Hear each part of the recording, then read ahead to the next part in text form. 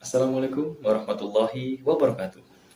Perkenalkan, nama saya Ilhamul Karim, mahasiswa pasca sarjana Prodi Pendidikan Dasar UHAMKA. Saya akan memaparkan tugas akhir mata kuliah problematika pendidikan saya yang berjudul Pentingnya Peran Orang Tua Terhadap Pendidikan Anak dengan dosen pengampu Dr. Haja Ihsana El Kuluku MPD. Sebelum kita membahas pentingnya peran orang tua terhadap pendidikan anak, pernahkah kita berpikir tentang apa itu pendidikan dan untuk apa kita belajar? Apakah selama ini ada faedahnya pelajaran-pelajaran yang telah kita pelajari semasa sekolah untuk kehidupan kita? Sebagai contoh, pernahkah kita mendengar candaan Perang Diponegoro terjadi setelah maghrib, yaitu 1825 sampai 1830? Apakah ada faedahnya Perang Diponegoro terhadap kehidupan kita? Apakah saat kita interview kerja kemudian kita ditanya, "Mas, kapan Perang Diponegoro itu terjadi?" Atau saat bertemu calon mertua? Tidak, bukan? Lantas, untuk apa selama ini kita belajar? Mari kita tanyakan kepada Bapak Pendidikan Indonesia, orang yang telah meletakkan dasar-dasar pendidikan di Indonesia. Ki Hajar Dewantara berpendapat bahwa pendidikan memberikan tuntunan atau menuntun terhadap segala kekuatan kodrat yang dimiliki anak, agar ia mampu mencapai keselamatan dan kebahagiaan yang setinggi-tingginya, baik sebagai seorang manusia maupun sebagai anggota masyarakat. Jadi, menurut Bapak Pendidikan kita, bahwa tujuan pendidikan itu bukan untuk mendapatkan nilai 100, bukan pula untuk mendapatkan ijazah, apalagi untuk menentukan karir kita ke depannya. Akan tetapi, tujuan pendidikan kita yaitu adalah agar kita itu selamat raganya dan bahagia jiwanya. Kembali lagi ke Perang Diponegoro di awal video tadi. Memang benar, materi pelajaran itu tidak ditanyakan saat interview dan lain-lain. Akan tetapi, yang terpenting kita dapat mengambil hikmah, contoh, dan nilai-nilai perjuangannya untuk kehidupan kita, sehingga kita akan menjadi manusia yang selamat raganya dan bahagia jiwanya.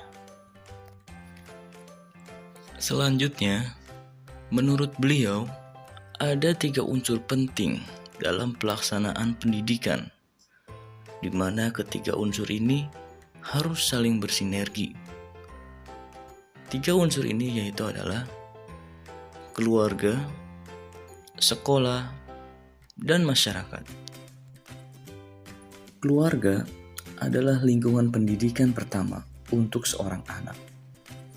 Keluarga tempat seorang anak tumbuh sangatlah berpengaruh bagi pendidikan seorang anak. Pendidikan keluarga menjadi dasar pendidikan seorang anak, terutama dalam nilai-nilai agama, bersikap dan berperilaku, budi pekerti, dan cara pandangnya terhadap segala sesuatu. Sehingga kemampuan orang tua atau wali dalam membesarkan, mengasuh, dan mendidik anaknya sangatlah penting. Pendidikan yang diberikan oleh keluarga harus harmonis dan sejalan dengan tripusat pendidikan lainnya. Tripusat pendidikan yang kedua adalah sekolah.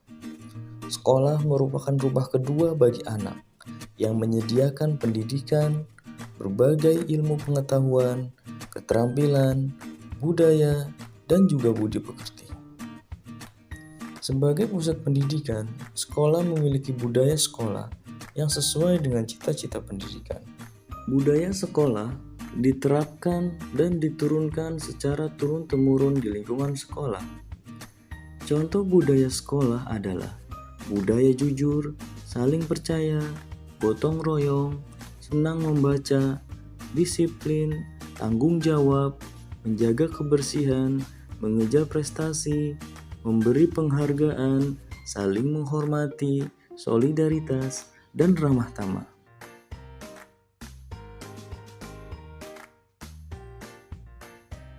Tripusat pendidikan yang ketiga adalah pendidikan di lingkungan masyarakat. Layaknya keluarga dan sekolah, lingkungan masyarakat sangat mempengaruhi pendidikan seorang anak. Dengan siapa ia bergaul, bagaimana pola pertemanannya, kegiatan apa yang dilakukannya dalam masyarakat, budaya yang berlaku di masyarakat, cara pandang, juga perilaku teman sepergaulannya.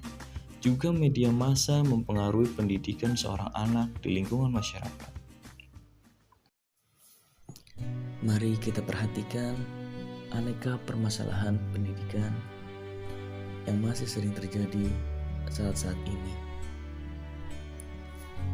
Sering kita jumpai tawuran antar pelajar baik di media massa ataupun di depan mata kita.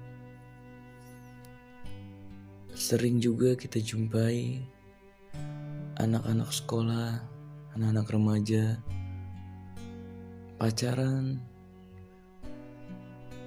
dan sampai kebablasan. Sering juga kita melihat bahwa masih banyak anak-anak usia pelajar, khususnya anak sekolah dasar, dengan percaya dirinya berjalan sambil merokok bersama dengan teman-temannya. Kadang pula kita sebagai orang tua pun menuntut banyak terhadap anak sehingga kita sering memarahi mereka karena mereka tidak bisa memenuhi keinginan kita.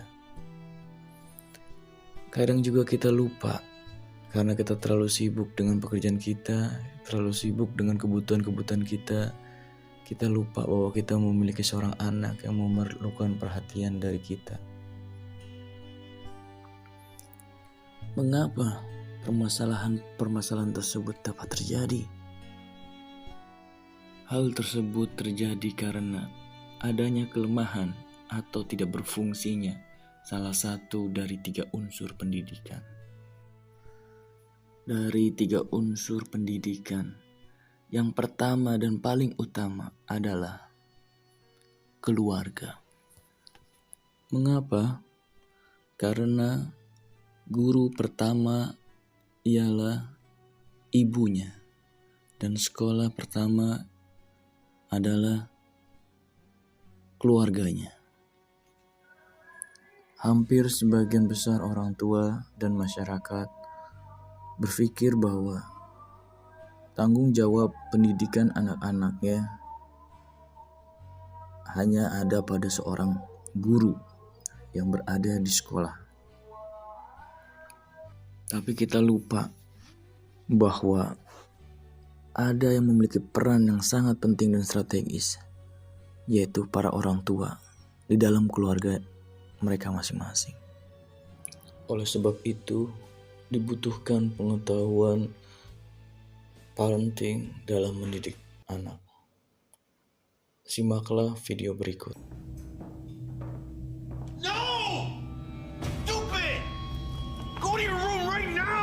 What are you teaching your child? No! Fine, stupid. Children see, children learn.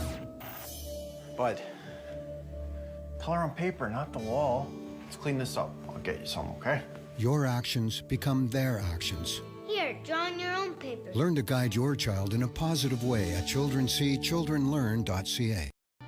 Jika kita mengajarkan hal buruk kepada anak, maka anak akan merespon orang lain dengan hal buruk yang kita berikan kepada mereka. Begitu pula sebaliknya, jika kita mengajarkan hal baik kepada mereka, maka mereka akan merespon orang lain dengan cara yang baik pula. Solusi yang dapat saya lakukan yaitu adalah melakukan pendidikan parenting di awal tahun ajaran baru agar para orang tua mendapatkan edukasi bagaimana cara mendidik anak yang baik dan benar.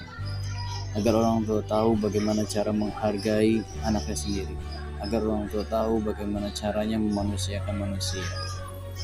Mudah-mudahan dengan sedikit yang saya lakukan dapat berpengaruh. SD itu harus tahu aturan, Bu. Ya, ini anak-anak kita kan udah SD nih, Bu ya, harus tahu aturan. Maksudnya contoh kayak misalnya sholat deh.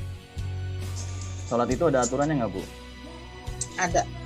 Ada. Boleh nggak? Misalnya sholat maghrib karena saya semangat banget gitu kan dengan ibadah gitu. Boleh nggak sholat maghrib 5 rakaat, Bu? Nggak boleh. Ya?